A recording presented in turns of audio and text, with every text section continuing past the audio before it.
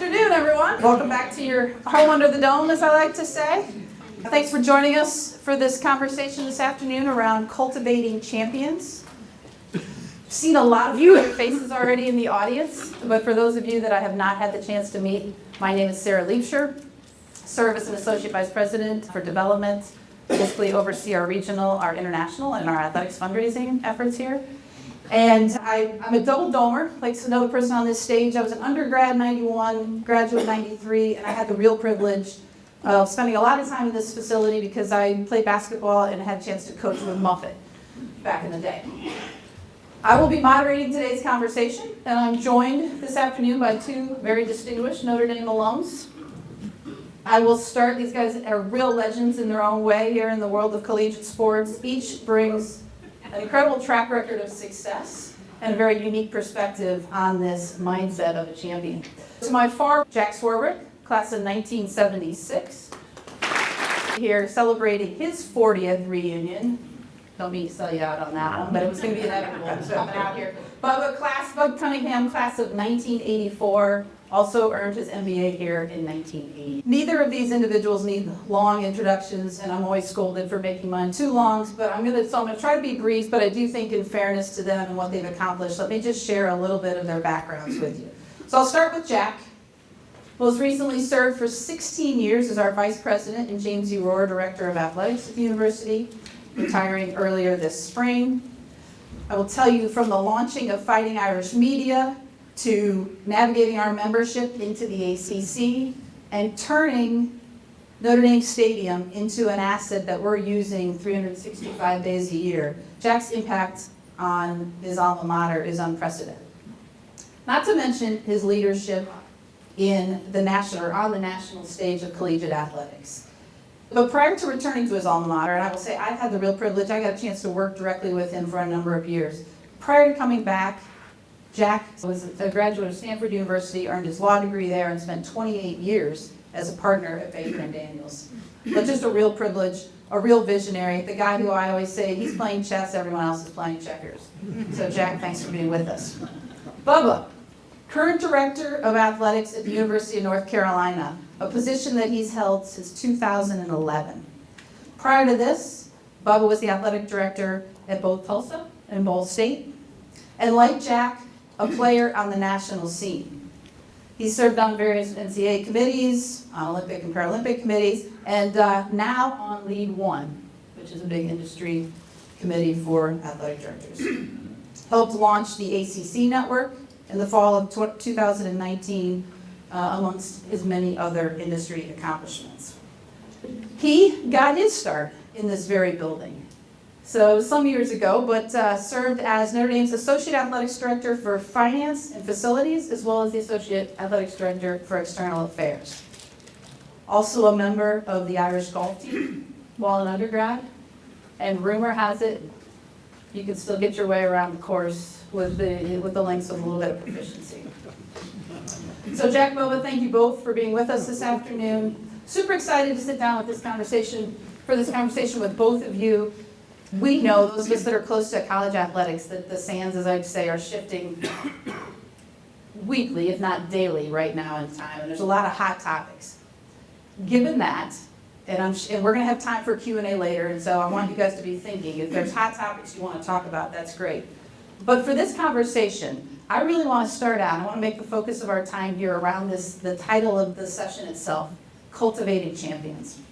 And I don't think the panel could be any more timely, and Jack, I'm going to start with you on this one, because we're coming off of back-to-back championships with our men's lacrosse team with their national championships.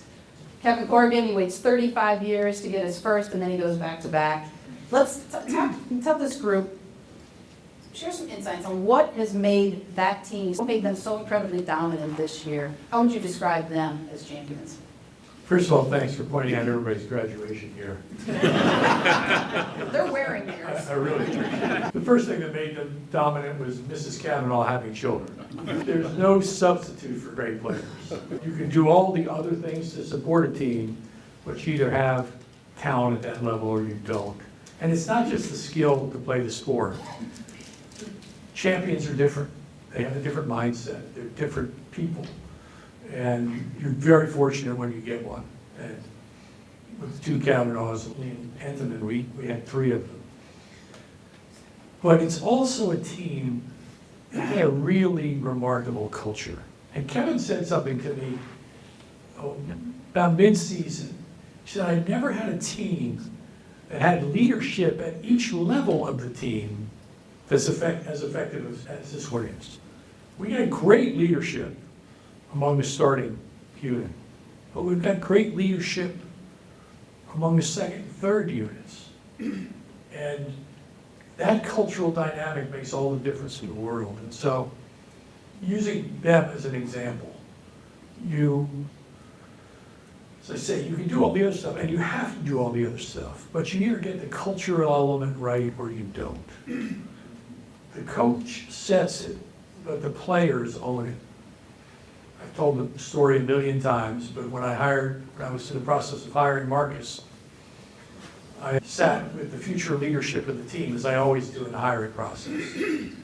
And I made clear to them, I wasn't looking for them to identify candidates, but I wanted to know what characteristics they wanted in their next head coach. There were 7 of them. Robert Hainsey spoke first, and Robert said, we'll get to that.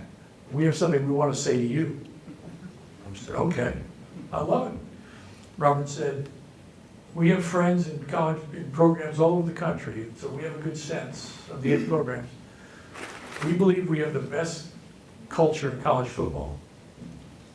And the coaches didn't create that. We did. So Mr. Swarbrick, do not screw this up. And I really appreciated it. It didn't cause me to hire Marcus Freeman. There were a lot of other things it did. But it did put a finger on the scale. Because he wasn't going to change the culture. He was going to maintain it. Fantastic. Love it.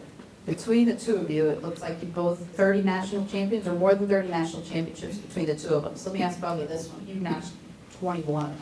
2 even this year. Field hockey, women's tennis. Okay. You talk about culture. What's the secret sauce for some of the teams that you look back and think about your national champions? A good part, championships. All right. First of all, let me thank you for inviting me to be back. And yeah, 40 years. My first job, I graduated obviously 40 years ago in '84.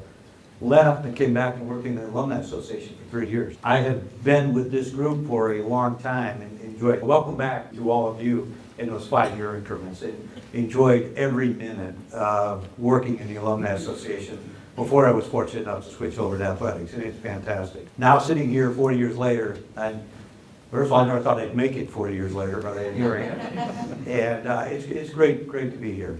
And Jack nailed it. And you mentioned about Jack playing chess while everyone else playing checkers. I'm still playing checkers. And I wish Jack was still in the room because I leaned on him a lot.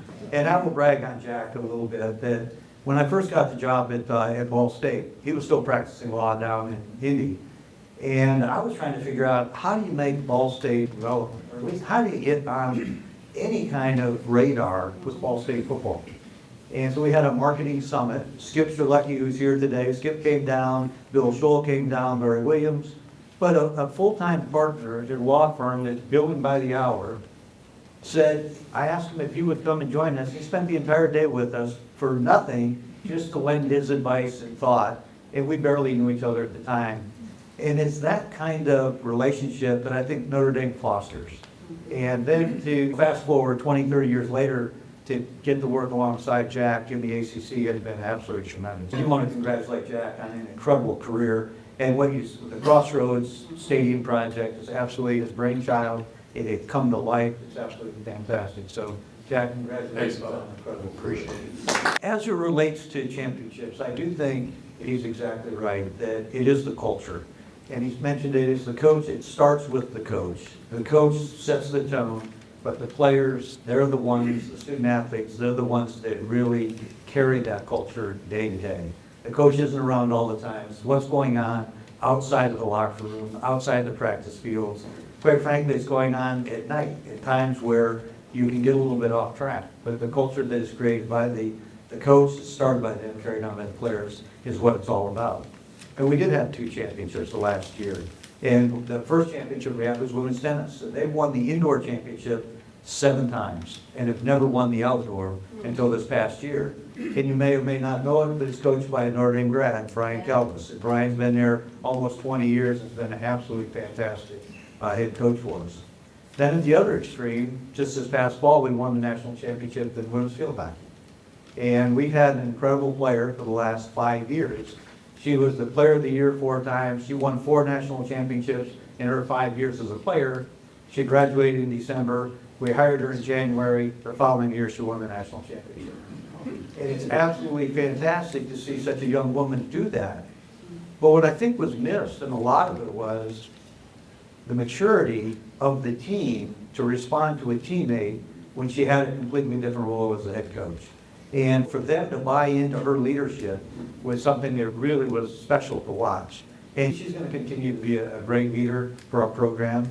And she fits in so well with all of our coaches. So she's been a real pleasure to work with. Nice.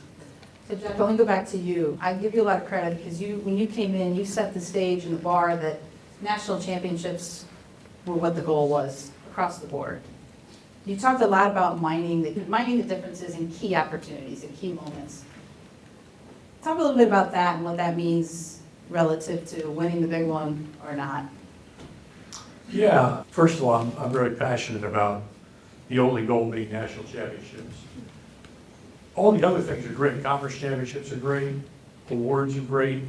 But if you don't articulate the national championship goal, you never get there. And so we asked each coach at the start of each year to show the plan that could get them to the national championship. You know you're rarely going to get there, but you still have to plan that way. And so we did. But Sarah's right. Tony Dungy told me years ago, Tony said, most NFL games come down to not more than 4 plays. And that is absolutely the case across sports. I mean, sometimes there's just such talent differences, it is what it is. But it's what can you do to put your student athletes in a situation where they win those 4 plays. And it's everything. The margins are so small, whether you get that done or not. And so you have to not leave any stone unturned. Bubba's doing the same stuff we are, but you wouldn't believe the amount of time we spend on recovery so that you're as effective as you could be at the next practice and when the game comes, and nutrition and sports science. When I came here, we didn't have any nutritionists or any mental health counselors. Now we've got a lot of them, and we need to have a lot of them. That's all part of making sure you've tried to address everything that might allow you to win those 4 plays, or drive in that winning run in the 9th inning, or serve that ace when you win the tennis championship. You've got to invest in them. You've got to get the base right, but then you have to invest in all those other things. We have a head of sports science, John Waggle, that has an unbelievable impact on our program. It's amazing. The data he mines, and he distills it down to 2 or 3 things for the coaches. And it really helps. Makes me think about the comment always, resources have to be commensurate with the expectations. So if it's going to be national championships, you've got to have those kind of resources available to your student athletes. So sports science, sports performance, a big part of it. Other than facilities, because we'll get to that here shortly, but areas that you've invested in specifically at North Carolina that you can share with the group? Well, Jack touched on too. We have a leadership academy that most schools have. I mean, we all have some version of a lot of the same things, whether it's mental health or athletic performance and those things. But the leadership academy is something that we're really proud of. I mean, University of North Carolina had it before I got there. And it is a great program. It's freshmen, sophomores, juniors, seniors, as he alluded to with the lacrosse program here. You need leadership at every level of your team to be that successful. And we'll continue to develop those leaders. But in addition to what we're doing for our students, we also do it for the coaches.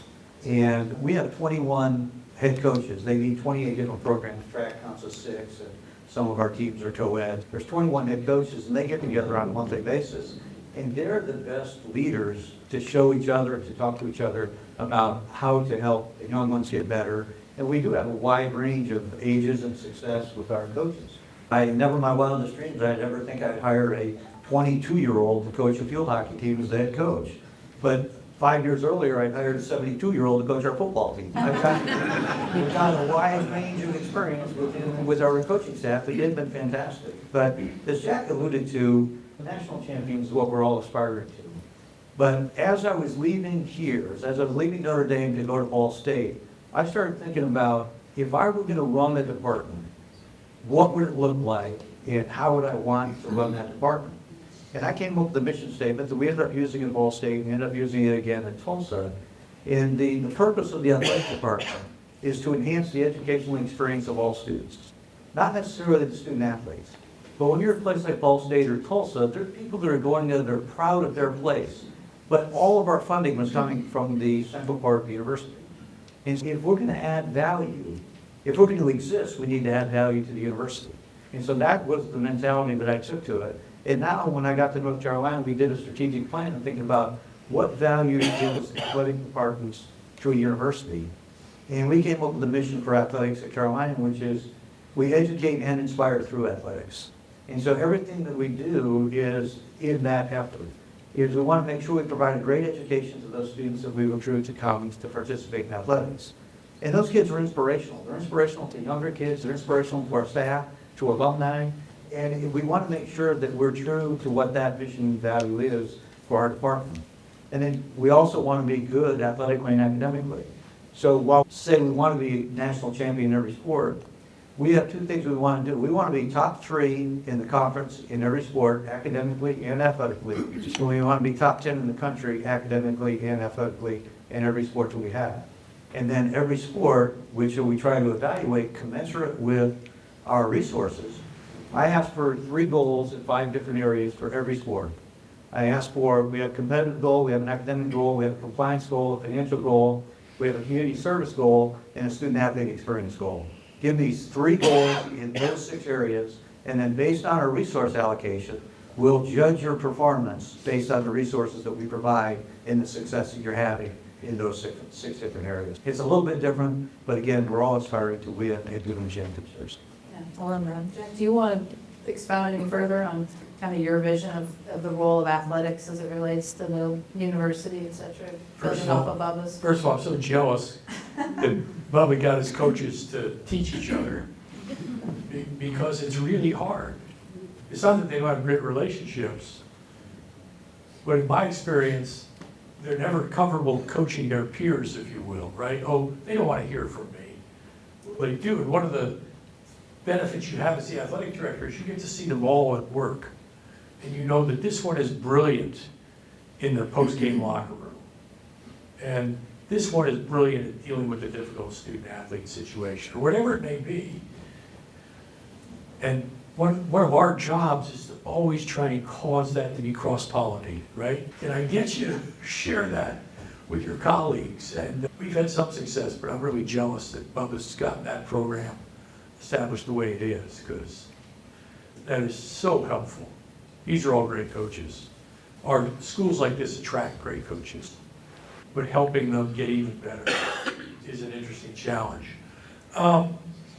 There are 2 things that sort of stand out for me relative to that question. One is this is an extraordinarily integrated athletic program at the university.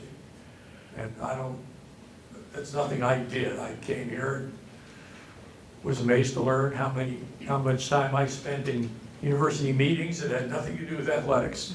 And that's the way it should be, right? You are part and parcel and treated the same as other parts of the university.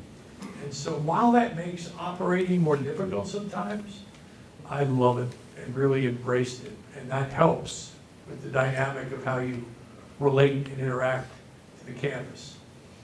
The other thing, very consistent with what Bubba said, that we always tried to stress was too often people talk in terms of, and especially my friends at the NCAA over the years, about how athletics provides through the scholarship an opportunity to educate.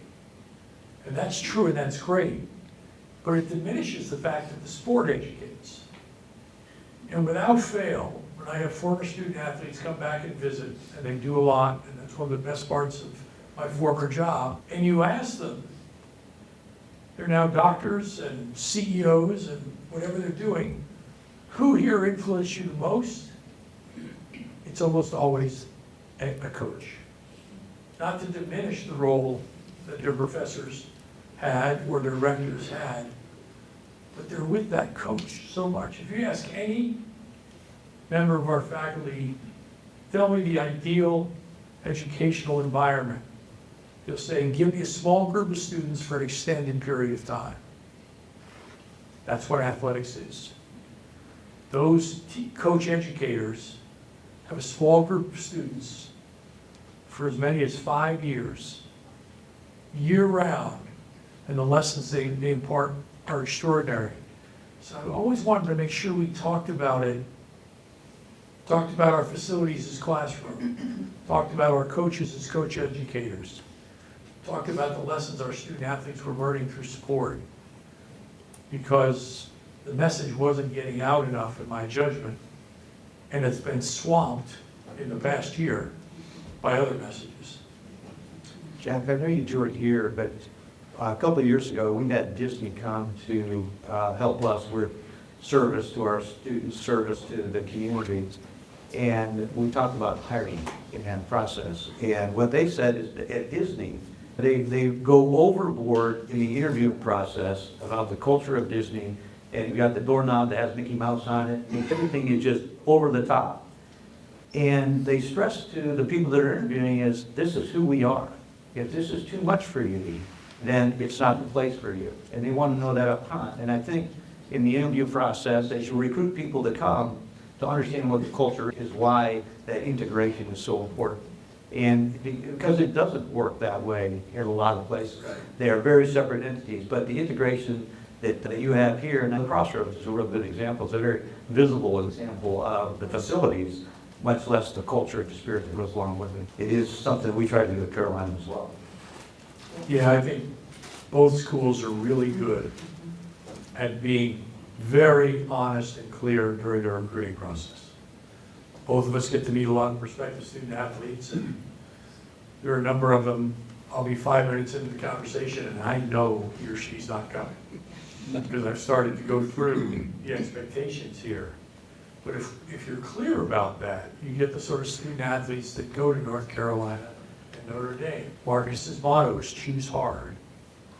And he's great at trying to get that message across to prospective student athletes that this is the hardest choice you can make in your selection. But if you respond to that, it can also give you the greatest benefits at the end of the day. If your first question when you come in to meet the athletic director and the coaches, tell me about your name, image, and likeness program, you're not going to get double and Dylan.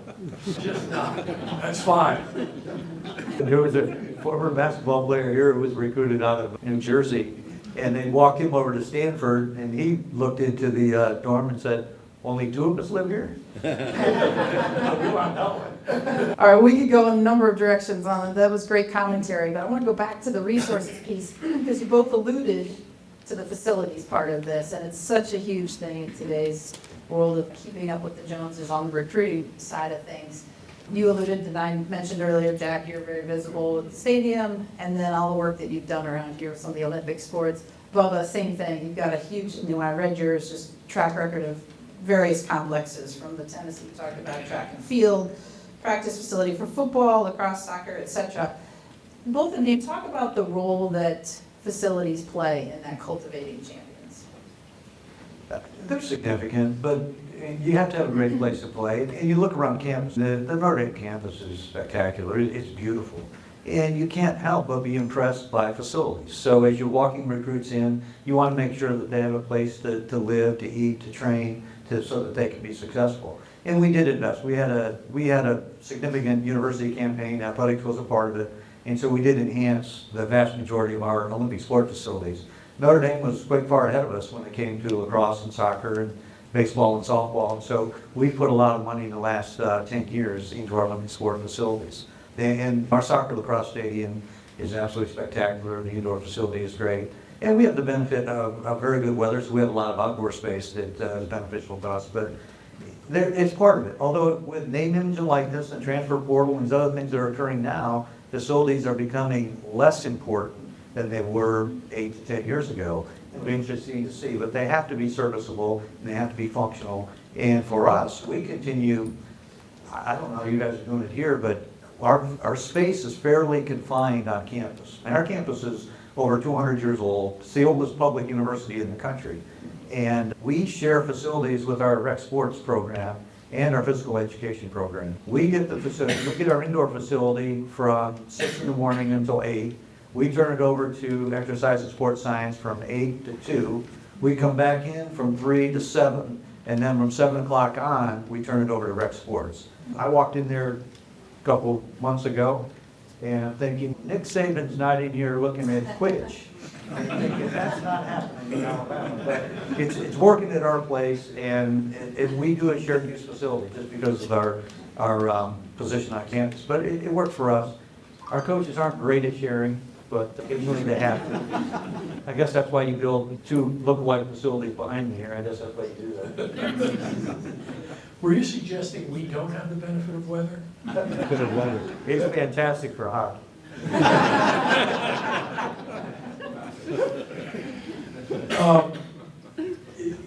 I'm not going to minimize the significance of facilities, and I'm proud of what we've done in them. But you always hear about the arms race in athletic facilities, keeping up with the Joneses. Our annual capital spend on facilities basically hasn't changed in my 16 years. The entire university spend has increased. Our percentage of that has stayed relatively the same. We're part of an environment where schools want to attract great students, not just their athletic departments. And Notre Dame wants to be excellent at everything it does. We want excellent residence halls. We want excellent labs. We want the beautiful new museum we just built. And we want great athletic facilities. So it's not separate from the university mission and what it's doing. And what we had a special focus on, starting with Compton, is how can we make our facilities serve a broader purpose than varsity athletics? Serve the community or the campus. And that's what we did with Crossroads, and that was what we did with Compton. And that was a real focus for what we were doing. Jack, share a little bit about what's going on out right behind us here now that we're breaking ground for. I'm directionally challenged, but I know what you're doing. It's not that way. So we're building a new, it's a perfect example of what I was saying. We're building a new football operations center to replace the Goog. The reaction of everybody is football arms race. It only is in the fact that the staffs associated with football have grown, and they didn't fit in the Goog anymore.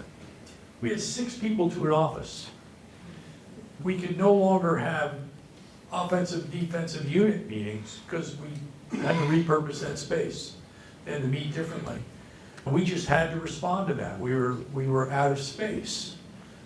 Now, what I'm really excited about is we're building it right in the shadow of the Goog, but we're going to take the Goog and make it our Center for Sports Science and Sports Performance.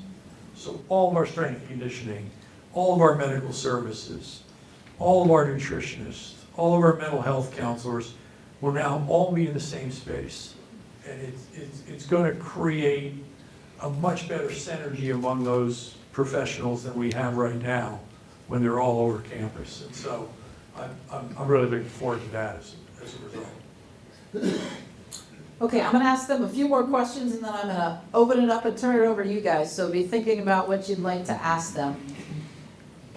Jack, you both have talked significantly about the impact, and I don't think you can't really overstate the importance of the coach and the leadership of the team. Jack, you like to call them the coach educators.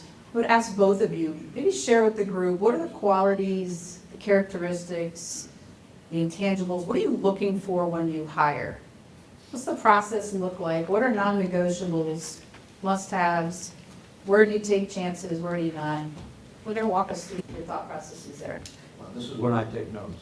As you're leaving and you reflect on it, there's some sports I'm thinking, by golly, I hired a lot of head coaches during my time here, so I didn't do it so well. The one thing that we are super rigorous about, and it can be a big challenge here, is that I never allow a discussion about candidates until we really developed a clear identity of the characteristics we need for this coach.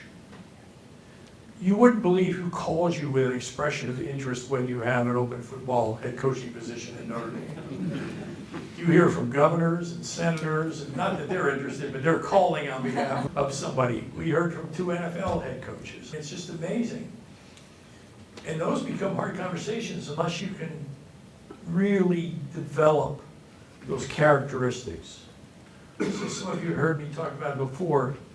The characteristics we developed in the process that resulted in hiring Brian Kelly, they're almost completely different than the characteristics we developed before we hired Marcus Freeman. When we were doing the first hire, it was a completely broken program. We had to rebuild the program from the ground up. And so first on our list was, can you demonstrate you built the program somewhere?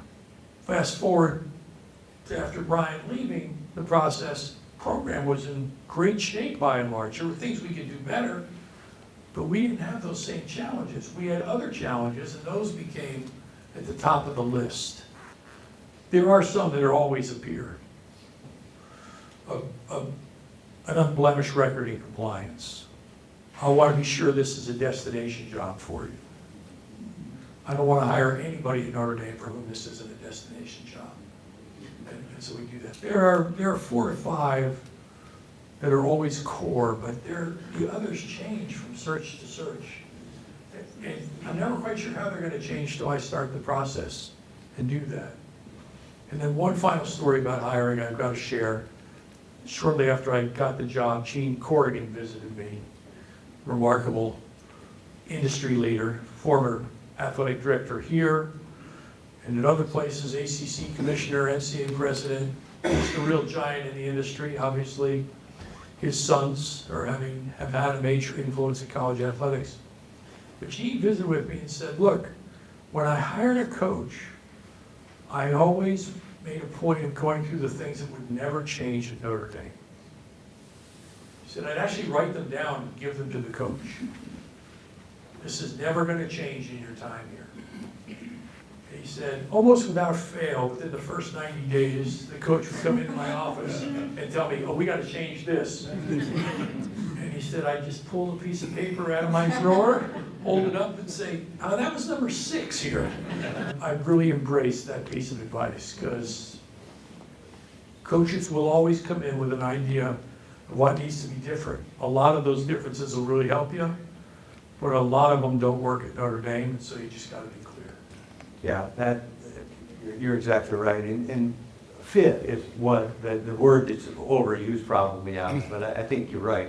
Depending on where you are in your program, what's going to be the greatest fit at that time. But it also reminds me of a couple of stories of hiring, one of which was we were looking for a basketball coach here, and we actually ended up hiring Matt Doherty, but we were interviewing another coach who was very successful at the time, but he was a younger coach, young family, and at the end of the interview, he said, it's always been my dream to coach under the Golden Arches. A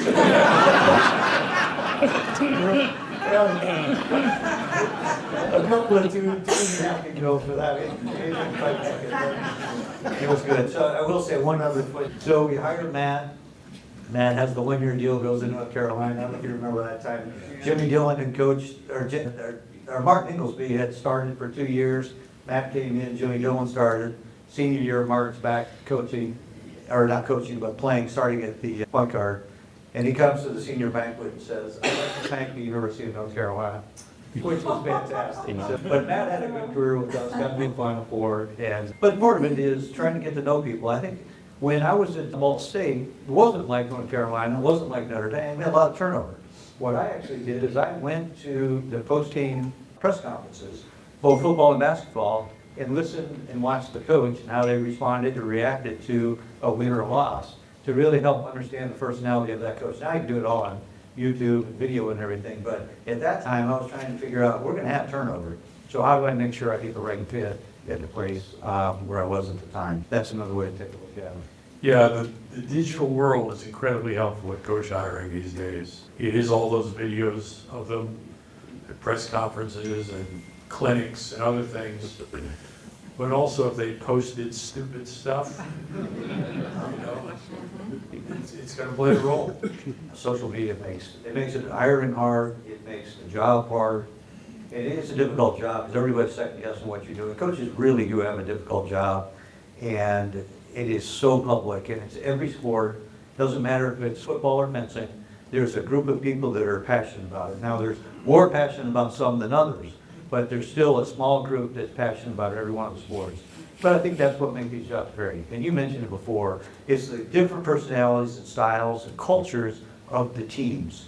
Every team, every sport has a different culture, whether it's rowing or football or basketball. The people associated with it are very different. And again, that's what makes what we do a lot of fun. Yeah, the common denominator between athletic directors and coaches is that everybody in the world can do your job better than you can. Hey, share just a quick story, and then we're going to turn it over. Share a quick story on leadership from the student-athlete perspective.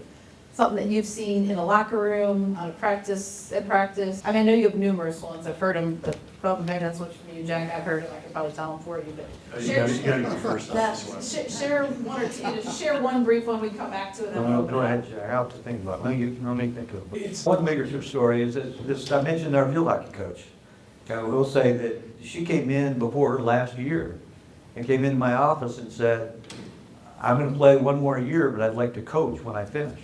And they'd won 3 national championships. And I did say, go win another national championship, we'll talk about her.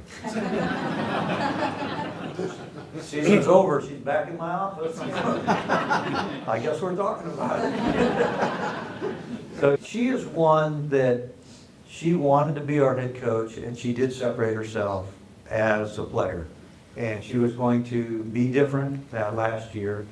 And then she did come back in. Actually, when she left the office, before she started her last year of competition, I said, it'll be interesting to see how she develops, and we'll see if this really works out or not. And about 2 months later, I just happened to be walking over to the football office. I went in to see Mac Brown. She's in there visiting with Mac. And Mac doesn't really know why she's there, and I'm sitting there going, I sure as heck know why she's there. But, and again, she's probably the one that really has stood out. And I somewhat equated her to, I was talking with Barry Collier from Butler a few months ago, and someone asked Barry, what did you see in Brad Stevens when you hired Brad at Butler? And his response was, it was just obvious.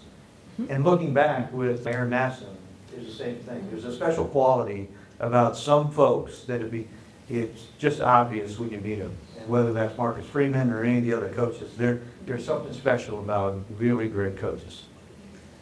Yeah, that's true, but man, you got to be a really good aide. Go with the 22-year-old. I'm absolutely serious. Too many athletic directors, when they look at that, fast forward to the press conference, right? That's the last thing you should think about. What's the reaction going to be when we announce this person? That never helps you, right? You got to go with what you know, what you figured out. When I read that, my first reaction was, oh, a typo. But my second one, how cool is this that Bubba would do that? That just spoke volumes about him as an athletic director, and I was certain about this student athlete. The one thing I note on the topic is what I've taken to calling the Swarbrick paradox. But the challenge you often face is that the student athletes who are best able to lead are the last to identify themselves as potential leaders. Because they don't need leadership. They're self-starters, they do everything right, and so they're not looking for another student to play that role for them. And you've got to help them understand it is them. The team needs you to do this, and will be better if you will. And then you've got to help them understand the things that they should do. But the great ones are so good and so spectacular. One of the things I've always noticed about our best ones, and I'll use Anders Lee, hockey as an example. Anders just won a really important award from the NHL this week. They know, they sense the issues with everybody in the locker room, right? They'll know if somebody's having a problem with a girlfriend or boyfriend. They'll know whether somebody's struggling in the classroom. They know it. They know it's impacting their fellow player, and they find the right time and the right opportunity to make sure they're okay and whether they can help or not. And it's amazing to watch it happen. Bill Walsh wrote a book called The Game Takes Care of Itself. That means the thing. That's I right.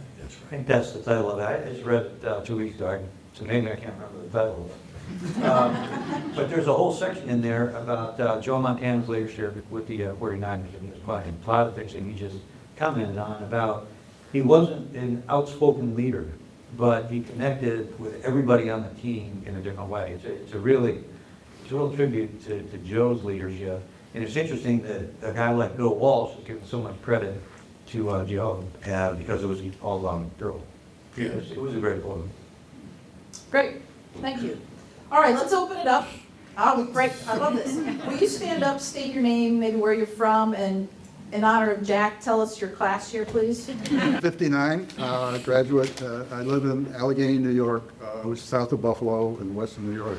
I am a little disappointed that you haven't really addressed the issue that I feel is really important. Here's a picture in Soren Hall, 1959, third floor, of how we lived in those days, and that is that the lights went out at 10 o'clock, as you probably have heard, and we would... Get you to talk into the mic so we can hear you. Everybody can hear you? Thank you. Okay.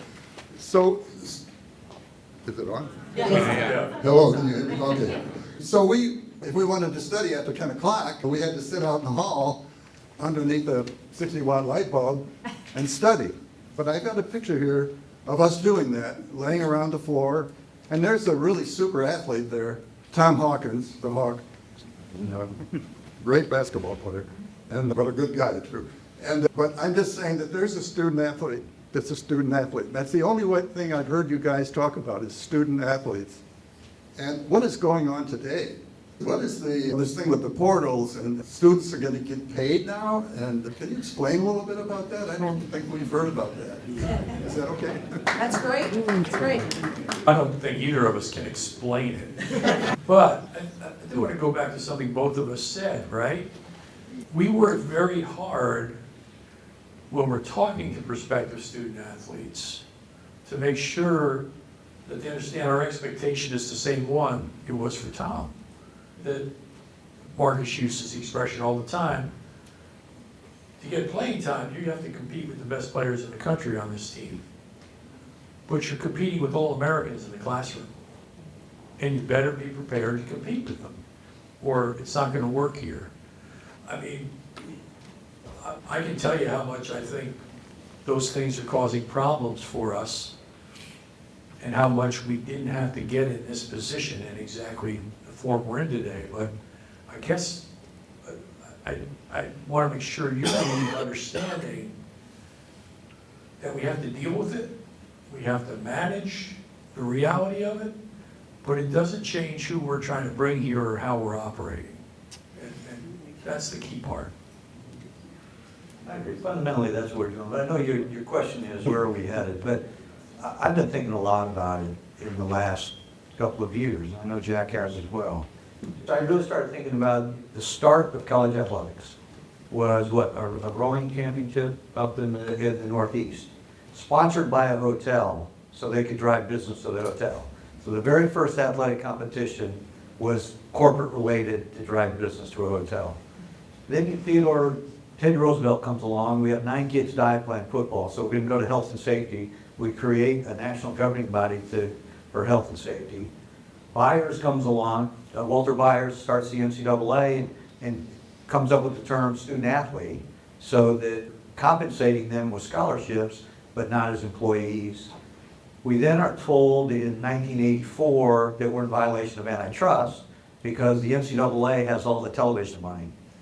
So we're in violation of antitrust. So in 1984, the industry is told you're in violation of antitrust. Notre Dame contract, Big Ten contract, SEC contract, the commercial activity absolutely starts to skyrocket. And so for the last 30 or 40 years, we've been making decisions based on two general principles. In 72, it's Title IX. So how are we going to have broad-based programming that we're going to have women involved in college sports, which we hadn't had prior to that, and competitive equity? So to have competitive equity across the country, we limit the scholarships, we limit the coaches, we limit the number of games you can play. We set all kinds of limits while this commercial activity is taken on. The disparity today between the high-end coaches' salaries and the educational value is so great that kids are challenging it. So in 2021, 35 years later, Supreme Court on a 9-0 decision with an extra layer from Judge Kavanaugh says you're still in violation of antitrust, and there's basically no public good to what you're doing. We're going to be more punitive in the courts as we move forward. So we're in a position now where we have to do something different than what we've done over the last 50 years because of the commercial activity and the growth. I don't like it. I think what we're attempting to do is make sure that the kids are part of the educational mission, graduating and doing those things. The educational support that we give students, the nutritional support, the medical support, all those things, we've done a great job over those 30 years as the commercial activity grew. But now it's just the disparity is too great. What it's going to do is what concerns me the most. Because if you look at youth sports, high school sports, college sports, it's a pyramid. And you get to pro sports, there's very few that can compete at that level. At the college level, 45% of the participants at Division I are women. If you add up all of the pro teams in the United States, 92% of the participants in the professional teams are men. And gender equity, competitive equity is something that was built on. Now it's going to be built on a professional model that if I'm the best player on the best team, I'm going to be well compensated. And we're headed in that direction. So what it's going to mean, I think, at the collegiate level, we're going to have fewer teams playing, and we'll have fewer players on those teams, but the participants will be even better taken care of financially than they've ever been. Don't like it, but if I predict where we're headed, that's where we're headed. Jim Ruck, class of '64. So one of the things that probably bothers a lot of us older people is the transfer portal, where it used to be that college athletes playing for a certain college had allegiance to that college. And now it seems like they're there for the year, and if they get a better deal somewhere else. How do you think that's going to affect not only college athletics, but the public's perception of athletics, where it's just anybody's game? Yeah, there's little evidence of it affecting the public's perception, notwithstanding that people are disappointed. College football is more popular today than it's ever been, in terms of ratings, attendance, a whole bunch of things. From a fan's perspective, the loyalty tends to attach to the school as much as it does the individuals. We facilitate that by not letting you know who the individuals are by putting names on their jerseys, but that's something else. And you're right, every school has to find its own way in that. There's some schools that have stopped recruiting in certain sports out of high school. They just build their teams off the portal. We obviously are not doing that here and can't do it, but we can find our way. So very hard to transfer in as an undergraduate here. That's okay. Our focus is on recruiting out of high school. A little easier to have graduate transfers, and we've taken advantage of that. It helped Kevin win that first national championship last year in lacrosse. We filled key spots on the football team through that. There's a way for us to do it that's not inconsistent with what we believe in and what we do. And I want to stress that the vast majority of students who transfer out of here are in situations where we're fine with it. You know, if you've exhausted your eligibility and you want to transfer out, and that's more than half our transfers, because you're not getting playing time here, we're going to help you. We love that, right? We want to see that happen for you. For others, there are mutual decisions or a mutual view that it was a bad fit. We missed, you missed, but let's help you get somewhere. So I was never in favor of having student athletes lose a year of eligibility or set out a year because they transferred. That's really what the change is. We have tried very consistently here to apply a measure or analysis that says whenever we're creating a rule that draws a distinction between a student who's an athlete and one who's not, the reason for doing that has to be compelling. And so when in 2015, Father John was the first university president to say student athletes ought to have the right to their name, image, and likeness, that's why he said it. That's why we believed in it. Every other student on campus could do it. Why shouldn't a student athlete? We didn't expect it to come online like it did. We expected it to come online with some regulation, which didn't happen. But we took the same position on transfers. Every other student at Notre Dame can transfer if they want to. They, by and large, by vast numbers, choose not to. But they have that right up the state. And so we've tried to apply that consistently and have been willing to live with the consequences of it when it's implemented in a rational way. NIL has not been implemented in a rational way. We like it when Notre Dame kids transferred up there. Cormac did a real nice job. He did a great job. And Andy Andalby, your women's lacrosse player, she came and won a national championship for us, so I do appreciate that. Two great kids, by the way. Yes, they were. Two great kids who left Notre Dame with their degrees and had very good reasons for why they were moving. So that is the positive. Yeah. Amy, after this one, we've Jack got one Griff. way back. Way back. All right. 59.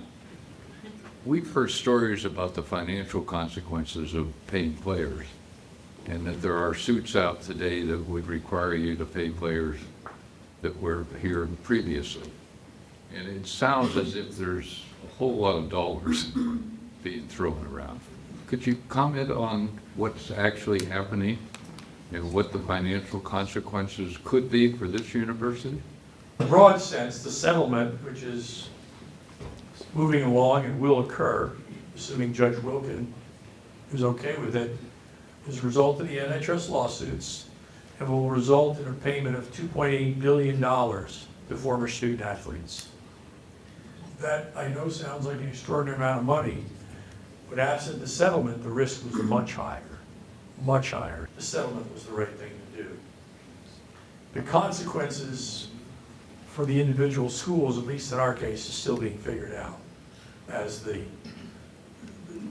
NCAA is paying the $2.8 billion, and the immediate consequence for us is less money from the NCAA. So we have to factor that in. What does that mean? How much is that? What does it look like? Separately, the settlement allows schools to provide up to $20 million in additional direct benefit to student athletes. We have to figure out, what does that mean for us? What will we do? We haven't. Pete and team are very much engaged in trying to figure that out, and I'm thanking God I'm retired. That's the basics, right? And the money to pay current athletes. Is this, Well, that's the 20 million they talked about. There's, okay, that 20 million is a due cap that would go on top of what we currently provide student athletes. And loosely speaking, professional leagues, you share 50% of the television ticketing and sponsorship revenue with the participants. If you take the scholarship costs plus the 20 million, you're roughly at 50% of those revenues that are going to go to students. So you can do it in scholarship, you can do it in NIL. We're still, as Jack indicated, we're still working on how do those benefits get to students. We're not sure how that's going to happen. And it's only, you don't have to do it. I am class of 13, national championship of fencing in 2011. And clearly outside the settlement range, so I'm not gonna get any of that money. But my question is, why don't they have other type of solutions that are more equitable for women and men that are in this situation? For example, a lot of us will have graduate desires as well. Would it be more beneficial to support student athletes in their future endeavors and scholarships that way instead of paying them back money. Okay, you will finance your future graduate aspirations instead. Yeah, the 20 million that we're allowed to use as the cap can be used for all the things that you just mentioned. The damages will be settled by the attorneys with the class that didn't have the opportunity to make money on name, image, and likeness. That'll be a settlement between the class of students and the attorney. How that gets distributed or for what reason, I don't know. Our responsibility is to say, okay, we now have this new money that we're allowed to provide student athletes. How do we want to distribute the money to our current student athletes? I know we're running out of time, but I'd like to build off the very good explanation Bubba offered for how we got to this madness. Because I think it's important. We're all not just crazy. This is what happened. So every sport requires a measure of competitive equity. It's not interesting without it. You may have a golf handicap, right? Your high school sports have age and geographic limits. Pro sports have drafts and salary caps, transfer fees. That's all designed to create competitive equity. And it's critical to sports being interesting. On the other side, if America's colleges and universities got together and said, let's all agree we won't give more than X merit scholars a year, you'd all say that's a clear antitrust violation. You can't do that. The intersection between those two realities is where college athletics found itself, trying to create competitive equity precisely because we were an educational association, not a sports organization, we couldn't justify the antitrust element of it. And as the money increased, as Bubba pointed out, we lost the implicit protection that youth sports in high schools have, that you're seen as doing a public good, as opposed to being engaged in a business. So that was the dynamic at play. How do you reconcile those? How do they come together? And then we did the dumbest possible thing in the face of that. We insisted on trying to defend the system against antitrust on the basis of amateurism, right? Amateurism was developed in the 1800s at the Henley Regatta in England as a way to make sure that the commoners could not participate in the event. And so the rule, amateurism, was if you were a laborer who worked for a living, you couldn't participate in the Henley Regatta. When Pierre de Coubertin started the modern Olympics in 1900, England wouldn't participate unless he adopted that rule. That's where amateurism came from. It never had a noble foundation. And I use the example all the time. Why is it a positive value? Whoever said the babysitter would have a much better experience if he or she weren't paid? And that's what amateurism is. And we chose to defend ourselves on that basis when court after court was telling us, stop it. Try defending it on educational grounds and we might listen to you. And we kept going down the amateur route. And precisely because we did, we avoided the thing Bubba talked about. We never went to the court and said, you bet we compensate them. You just don't like our form of currency. We're compensating them with scholarships and room and board and books. And we're paying them more than the average salary in minor league baseball, minor league hockey, and minor league basketball. We took just the opposite approach. We deserve the mess we got. And now we can't turn back the clock. All right, I want to be sensitive to our time and our friends in the Alumni Association. Do we need to? Okay. There's more questions. I don't know if you guys can stick around for a minute or two. If anybody's around, welcome to say hello. I want to say a huge thank you to you both for being with us today.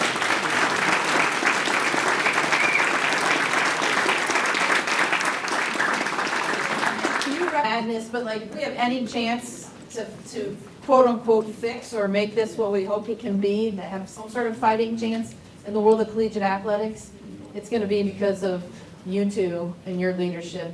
Really grateful that you're representing Notre Dame in the way that you do out there in the world of college athletics and all you've done for Notre Dame, both of you from your various positions. So thank you. Thanks, Sarah. It's great to be back.